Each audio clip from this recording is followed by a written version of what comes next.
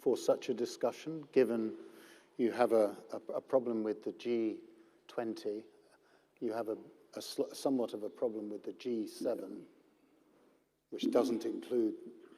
I think well, on the G20 is, no, the G7 is certainly not the right forum.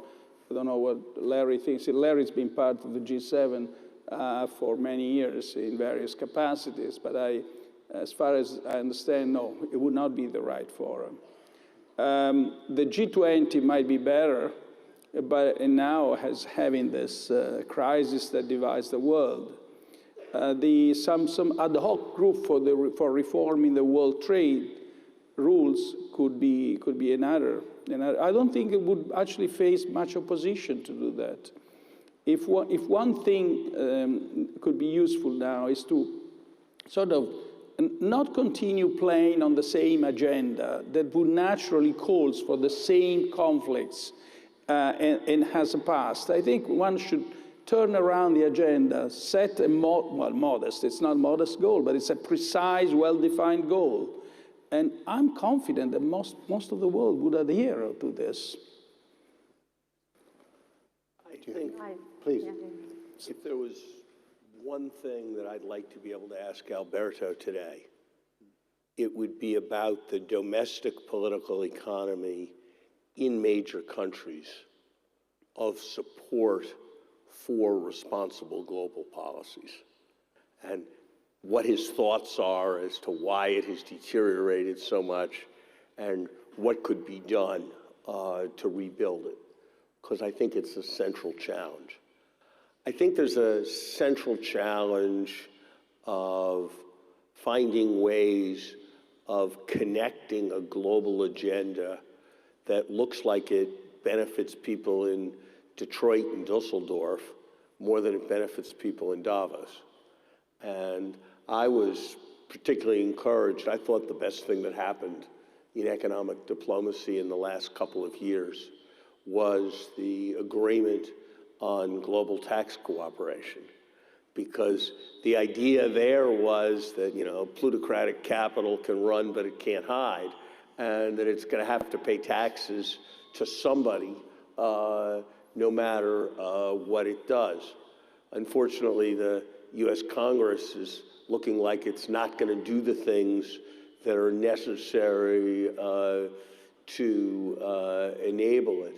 I read a statistic today that just incredibly discouraged me. At the last US-ASEAN summit, the US committed for infrastructure and global integration $150 million. And the author of this rather clever piece, might have been in the FT, pointed out that that was enough to buy 1.5 kilometers of the Tokyo subway. And I thought it was a dramatic way of pointing up the inadequacy of what it was that we were doing. Indeed. Do you have Just to agree that we need to find a way to rebuild that cooperation. We face, right now an urgent problem, particularly in developing countries with increasing the food prices. Ukraine and Russia are big producers of wheat. Prices of wheat have increased by 70% in the past 12 months. That has spilled over to other commodities. This is a huge humanitarian crisis for the developing world.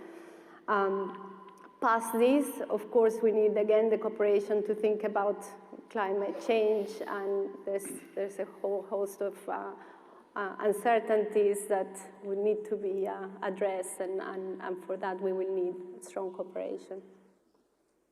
I'm conscious of time. But I think it would be useful to close off this conversation, which has been really fascinating, to talk about, and hopefully this is relevant, not least to Alberto, that the contribution and the role of academic research and people with academic backgrounds, strong academic backgrounds, going into policy making. And Larry, obviously, you occupied two very serious roles, well, actually more than two, in successive administrations. What are your thoughts? I've got both wise guy thoughts and serious thoughts.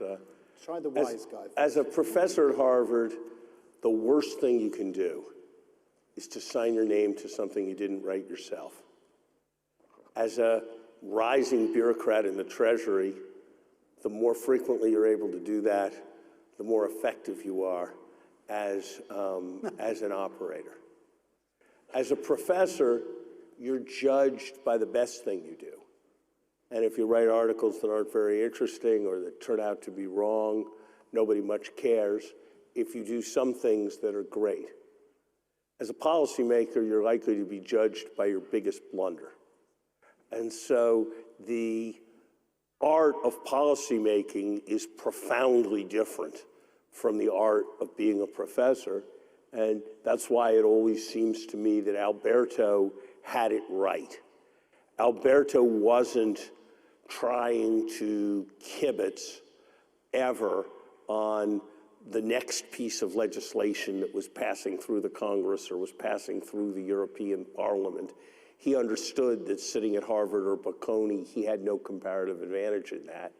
He was trying to define the agenda and the frameworks that would be used for the next 20 years.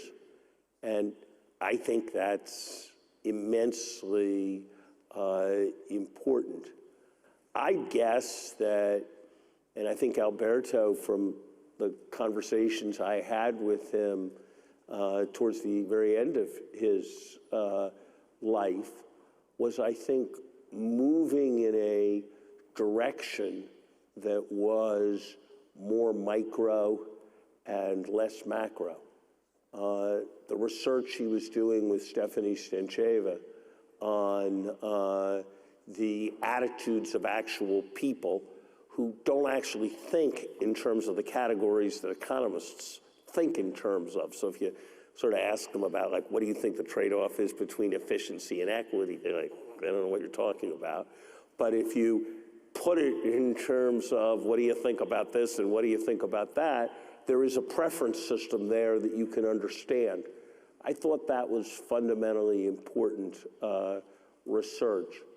I think there's fundamentally important research to be done on why government is so often so ineffective at doing really important things well, and that as more and more things are going to fall into the remit of government, getting it to function better is going to become that much more important.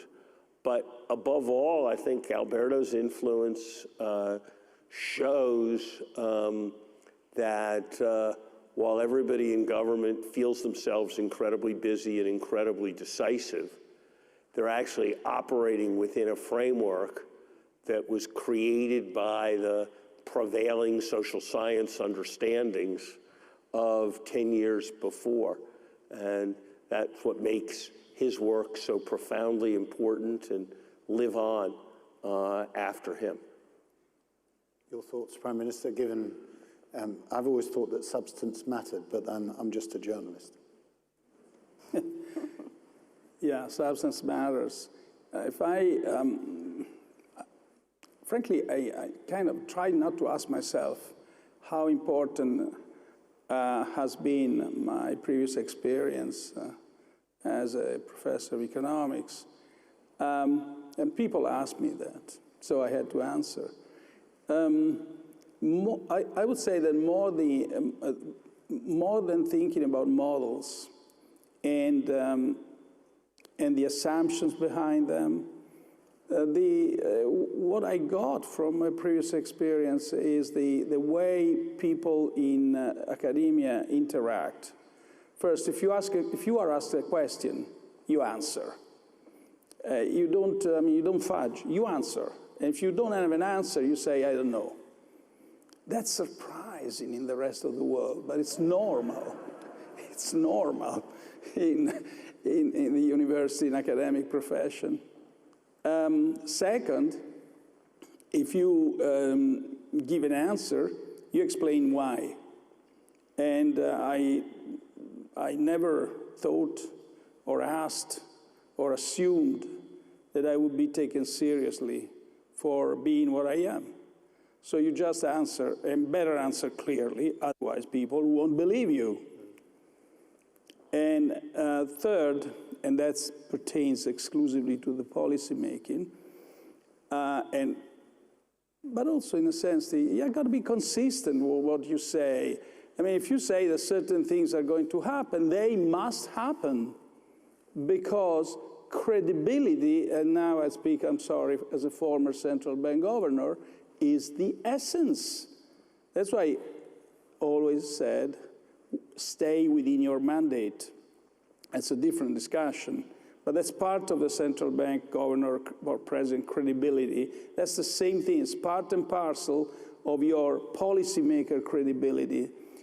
You have a mandate which is given by the voters, the electorate, or in my case, by the President of the Republic and the Parliament that voted for my government.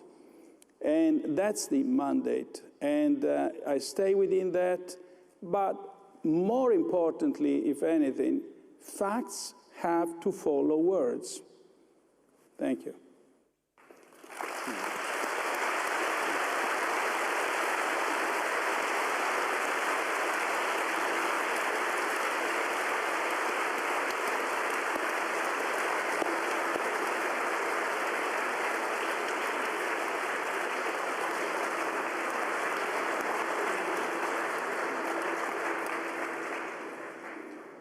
It's going to be hard to beat that.